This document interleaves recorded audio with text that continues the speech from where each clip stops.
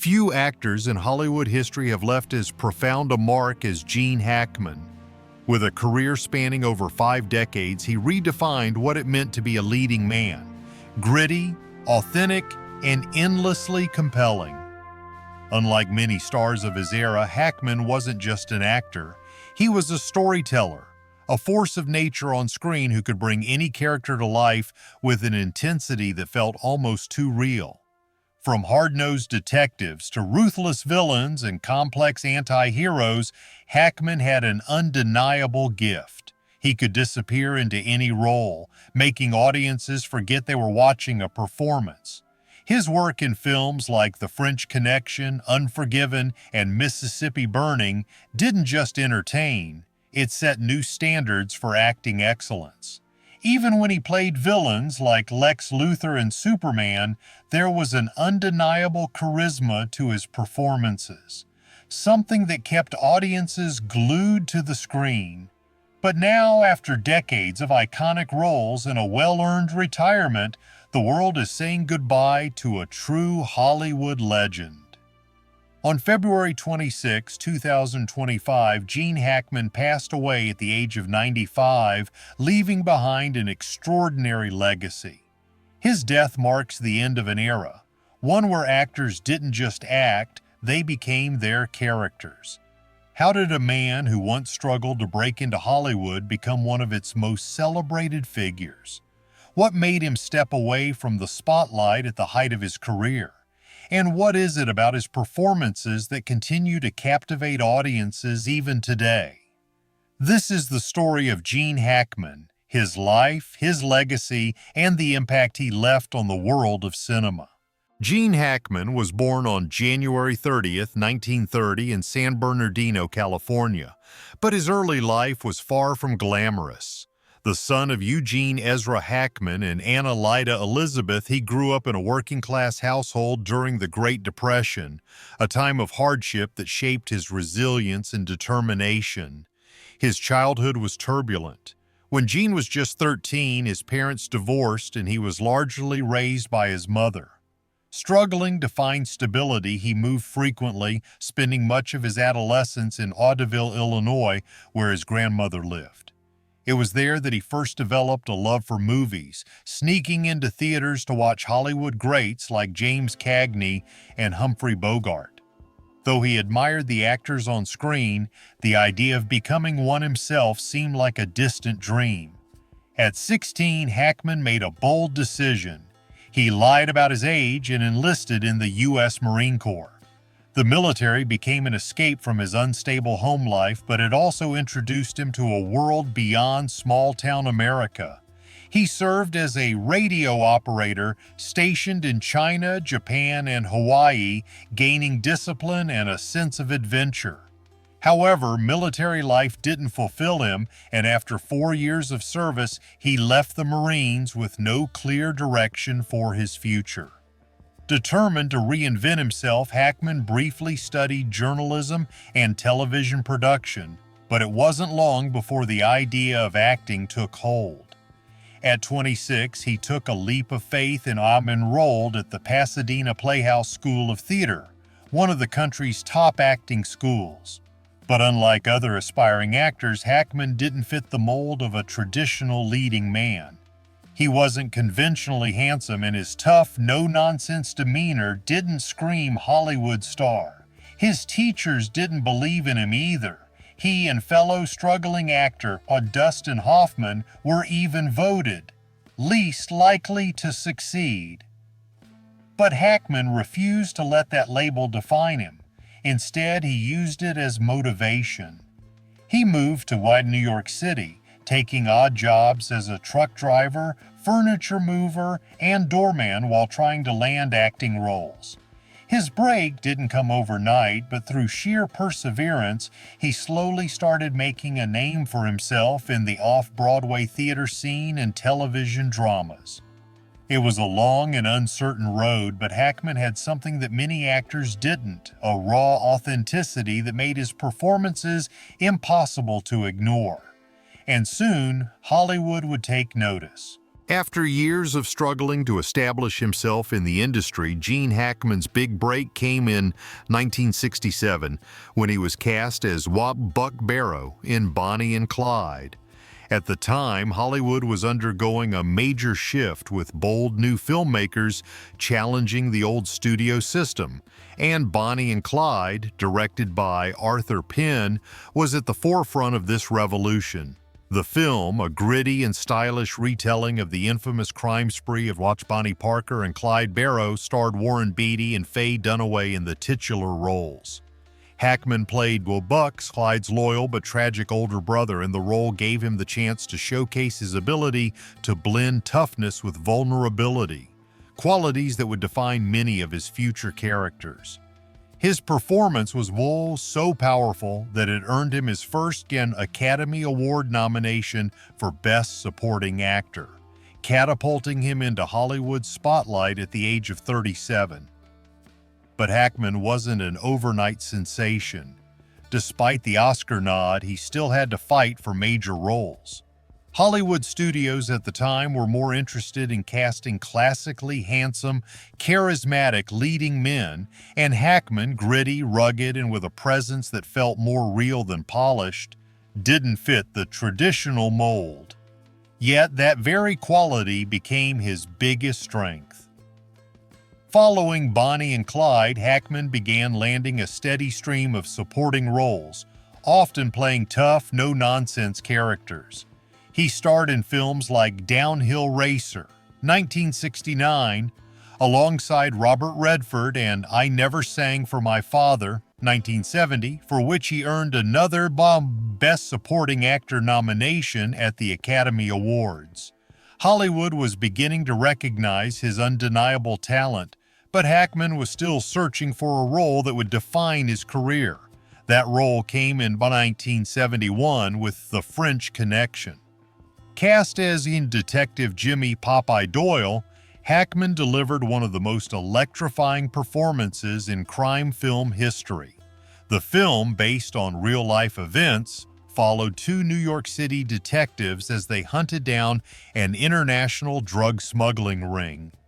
Hackman's portrayal of Doyle, a relentless, street-smart, and morally ambiguous cop, was intense, raw, and unforgettable. One of the reasons Hackman's performance resonated so deeply was that he made Doyle feel authentic, flawed, and unpredictable. Unlike the polished heroes of past detective films, Doyle was rough around the edges, driven by obsession, and willing to break the rules to get the job done.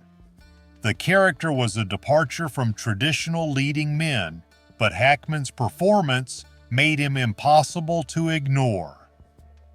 The film was a massive critical and commercial success, winning 5 Academy Awards, including Best Picture, Best Director, William Friedkin, and most importantly, Best Actor for Gene Hackman. With that win, he had officially cemented himself as one of the greatest actors of his generation. But Hackman wasn't content with just one iconic role. Instead of sticking to a single genre, he continued to reinvent himself, taking on a diverse range of characters that showcased his incredible depth as an actor. Over the next decade, he would star in an astonishing number of highly acclaimed films, each one proving that his success was no fluke. Hackman's rise to fame wasn't just about luck or timing, it was about resilience, authenticity, and an unrelenting commitment to his craft. And after The French Connection, the world knew his name. After his Academy Award-winning performance in The French Connection, 1971, Gene Hackman solidified himself as one of Hollywood's most commanding actors. Unlike many stars who became typecast after a breakout role, Hackman refused to be confined to a single genre or persona. Instead, he built a career defined by versatility, depth, and an uncanny ability to bring every character to life with authenticity. Over the next 3 decades, he delivered some of the most iconic performances in film history, earning him critical acclaim, industry respect, and numerous awards. Following The French Connection, Hackman quickly proved that his Oscar win was no fluke. In 1972, he starred in The Poseidon Adventure, a gripping disaster film that became a massive box office hit. Playing a tough, determined priest leading a group of survivors through a capsized ocean liner, Hackman once again showed his ability to command the screen. A year later, he reprised his role as War Popeye Doyle in French Connection 2, 1975, a rare sequel that allowed him to further explore the psychological depth of the character. Though not as groundbreaking as the original, Hackman's performance was widely praised, proving that he could still captivate audiences with raw intensity. In 1974, he starred in Francis Ford Coppola's paranoid thriller, The Conversation, a film that is now regarded as one of the greatest movies of the 1970s. Playing Harry Call, a surveillance expert caught in a web of secrecy and guilt, Hackman gave a hauntingly restrained performance, portraying a man consumed by paranoia and regret. The role was a stark contrast to his more aggressive characters, showcasing his ability to deliver a subtle, yet deeply powerful, performance. The film won the Palme d'Or at the Cannes Film Festival, and Hackman was once again nominated for an Academy Award. Hackman's ability to switch between hero and villain roles with ease became one of his greatest strengths. In 1978, he took on one of the most famous antagonist roles of his career, Lex Luthor in Superman the Movie. His portrayal of Superman's archenemy was both cunning and charismatic, bringing humor and intelligence to a character often depicted as purely evil. Hackman's Lex Luthor was unlike any comic book villain before him. He wasn't just a megalomaniac, he was an intelligent and manipulative mastermind, making him an unforgettable part of the film. Throughout the 1980s, Hackman continued to prove his range. He starred in thrillers like Under Fire, or 1983, and the legal drama Class Action, 1991, but it was his role in Mississippi Burning, 1988, that stood out as one of his best. Playing Bombay FBI agent Rupert Anderson, Hackman delivered a powerful and emotionally charged performance, tackling themes of racism and justice in the Deep South. The film was a major critical success, earning Hackman yet another Academy Award nomination for Best Actor. The 1990s saw Hackman reach the pinnacle of his career. In 1992, he starred in Clint Eastwood's Unforgiven, a revisionist western that deconstructed the myths of the genre. Hackman played Little Bill Daggett, a brutal yet oddly charismatic sheriff whose authoritarian rule over a small town sets the film's events in motion. His performance was menacing, layered, and unforgettable, earning him his second Academy Award, this time for Best Supporting Actor. This role cemented Hackman as one of Hollywood's greatest actors, proving that even after decades in the industry, he was still at the top of his game. Throughout the 1990s, he continued to deliver standout performances in films like The Firm, 1993, Crimson Tide, 1995, and Enemy of the State, 1998, each one further reinforcing his reputation as a cinematic powerhouse. Even as he aged, Hackman showed no signs of slowing down. In 2001, he gave a scene-stealing performance as the eccentric and conniving Royal Tenenbaum in Wes Anderson's The Royal Tenenbaums. The role was a departure from his usual serious performances, allowing him to show off his comedic timing and charm. His performance was so well received that it earned him a Golden Globe Award for Best Actor. However, after starring in Runaway Jury in 2003, Hackman quietly retired from acting, choosing to focus on writing historical novels instead. Unlike many actors who stage comebacks, Hackman remained steadfast in his decision, leaving behind an incredible legacy. Over his career, Hackman was nominated for 5 Academy Awards, winning twice. He also received 4 Golden Globe Awards, 2 BAFTA Awards, and the prestigious Screen Actors G. By the early 2000s, after an illustrious career spanning over 4 decades, Gene Hackman had firmly established himself as one of the greatest actors in Hollywood history. However, despite his continued success and ability to command the screen, Hackman made a surprising decision. He quietly stepped away from acting and retired from Hollywood. Unlike many actors who announce their retirement only to return years later, Hackman never looked back, choosing instead to embrace a quieter life away from the spotlight. Hackman's decision to retire wasn't driven by a loss of passion for acting, but rather by his desire to focus on his personal well-being. In a rare 2004 interview, he admitted that he was simply tired of the industry's demands, stating, "The business has changed a lot, and I just don't have the stamina for it anymore. I love acting, but the process of making films has become exhausting." After filming Runaway Jury, 2003, Hackman decided that it was time to step away. While fans hoped he would return for at least one final role, he remained firm in his decision, turning down all offers and declining even cameo appearances. Unlike many actors who stage comebacks, Hackman truly retired, leaving behind an unparalleled legacy. Rather than fully embracing a quiet retirement, Hackman redirected his creative energy into a new passion: writing novels. His love for history and storytelling led him to co-author several books, focusing on historical fiction and the American West.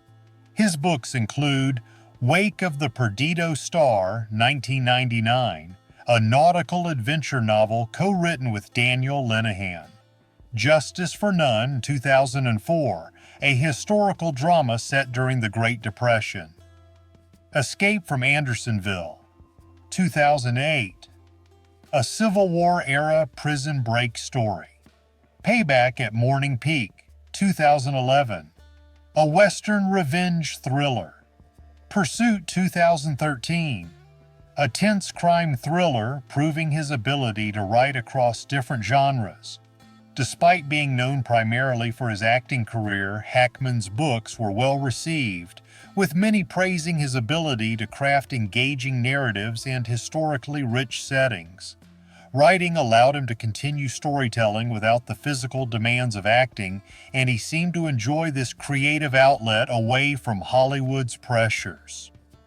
Unlike many retired celebrities who remain active in the public eye, Hackman chose to live a quiet and private life. He and his wife, classical pianist Betsy Arakawa, settled in Santa Fe, New Mexico, where they enjoyed the peace and beauty of the Southwest. Hackman spent his days painting, writing, cycling, and enjoying the outdoors, far removed from the fast-paced world of Hollywood. Though he rarely made public appearances, fans would occasionally spot him in town, often riding his bike or dining at local restaurants.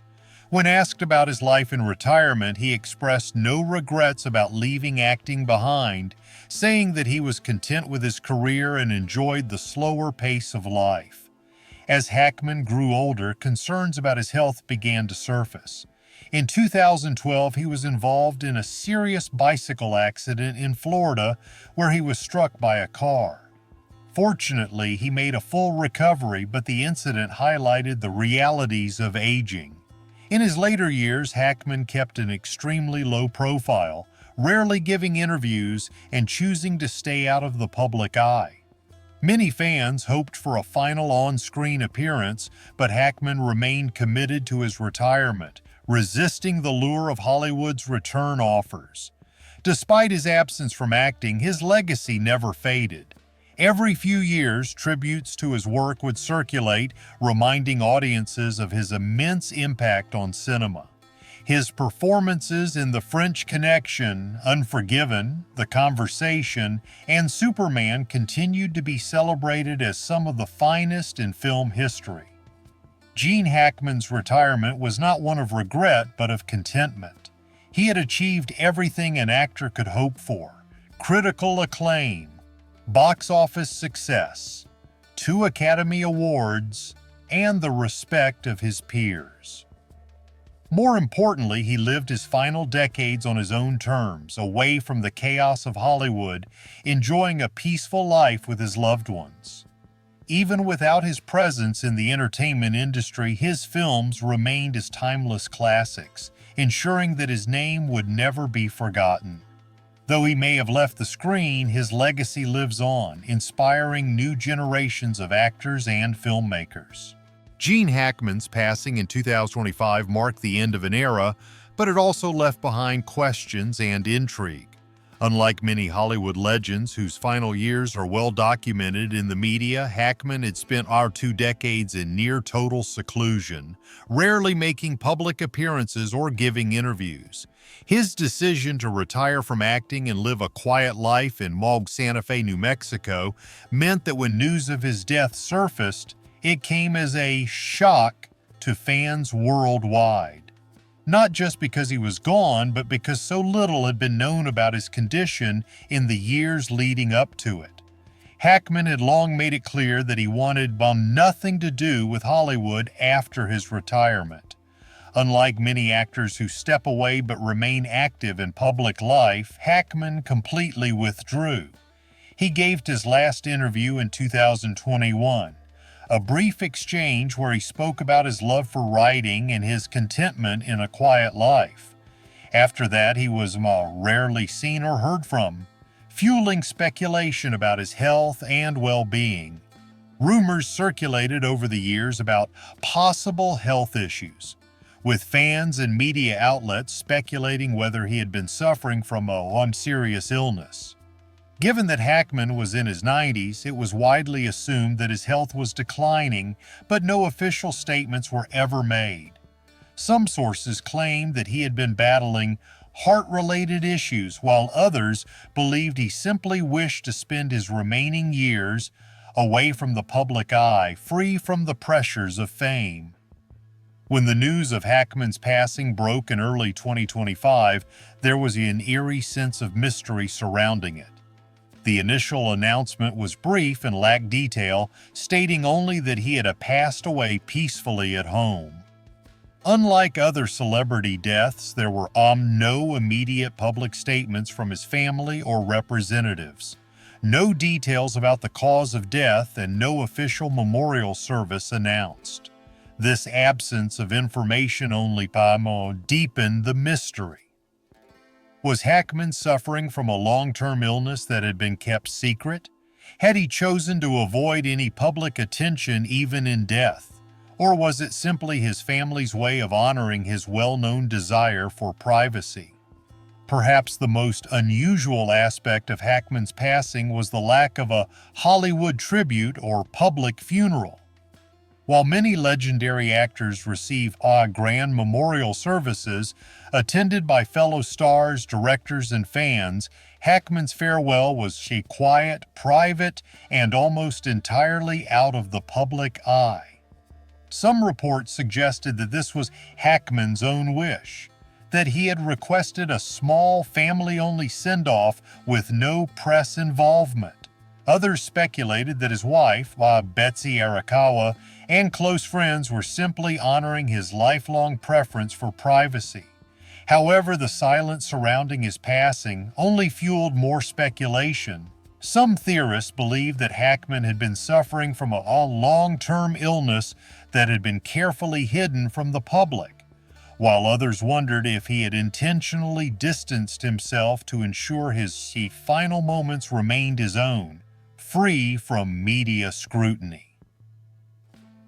Despite the secrecy surrounding his passing, tributes to Hackman poured in from across the entertainment industry. Directors, actors, and film historians hailed him as one of the greatest performers of all time, praising his ability to embody a wide range of characters with effortless authenticity. Fellow actors who had worked with Hackman described him as intensely private but deeply respected, a man who cared more about his craft than fame. Clint Eastwood, who directed Hackman in Unforgiven, called him one of the best to ever do it. No flash, no ego, just raw talent. Many younger actors also acknowledge Hackman's influence, with stars like Leonardo DiCaprio and Christian Bale citing him as an inspiration for their own performances. In the end, the mystery surrounding Gene Hackman's final years in passing only added to his legend. He had spent his entire career as an actor who valued substance over celebrity, and in death he remained true to that philosophy. Unlike many Hollywood icons whose final years are filled with headlines, interviews, and speculation, Hackman appeared on his own terms, leaving behind an unparalleled body of work and a sense of mystery that only added to his enduring mystique. Though his passing may have left fans with unanswered questions, one thing remains certain.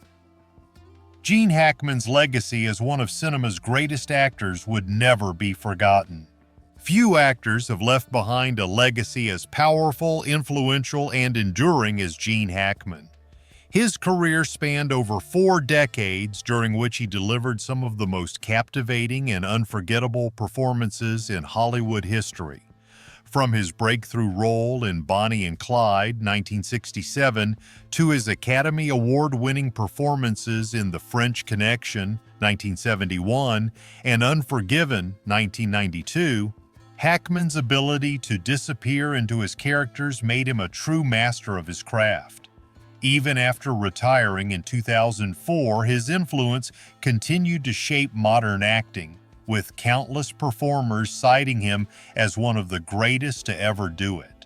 What made Hackman so unique was his incredible versatility. He could embody a tough, no-nonsense detective like Popeye Doyle in The French Connection, an introspective wiretapper in The Conversation, 1974, a villainous mastermind like Lex Luthor in Superman, 1978, and a ruthless sheriff in Unforgiven. His ability to shift seamlessly between heroes, anti-heroes, and outright villains was unmatched, making each performance feel fresh, layered, and deeply human.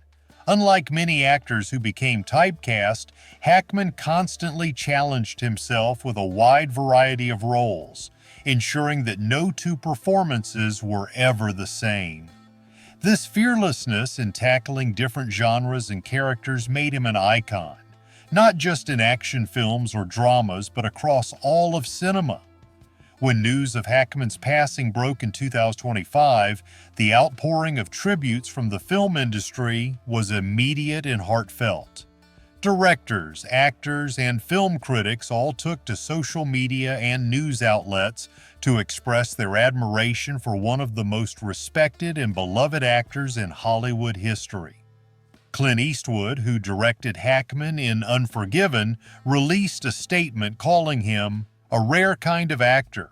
No flash, no ego, just pure raw talent. Gene made every film he was in better, and every performance was the real deal. Francis Ford Coppola, who worked with Hackman on The Conversation, praised his dedication to the art of acting. Gene Hackman never cared about being famous. He cared about telling the truth through his characters. That's what made him one of the all-time greats. Tom Hanks, another Hollywood legend, called Hackman an actor he had long admired. He had this presence that you couldn't look away from. Whether he was playing the hero or the villain, you always believed him. He was one of the best to ever do it. Even younger actors who had never worked with Hackman paid tribute to his lasting impact. Christian Bale, Leonardo DiCaprio, and Jake Gyllenhaal all acknowledged that Hackman's performances had shaped their own approaches to acting. DiCaprio, in particular, praised Hackman's ability to convey emotion without theatrics. He never overacted, never tried to steal a scene, he just was. And that's what made him so powerful. Hackman's approach to acting, grounded, natural, and deeply human, became a blueprint for generations of performers. Unlike actors who relied on showy performances or excessive theatrics, Hackman understood that realism and subtlety were often far more powerful. His ability to underplay emotions, deliver lines with quiet intensity, and create deeply believable characters became a standard for modern acting. Many actors, particularly those in method acting circles, studied Hackman's performances as examples of how to fully embody a role without overdoing it. His portrayal of Popeye Doyle in The French Connection remains one of the greatest examples of raw, gritty realism in film history, influencing countless crime dramas and detective films that followed. His role in The Conversation helped define the psychological thriller genre, and his performance in Unforgiven set a new gold standard for westerns, proving that even villains could be given depth and complexity.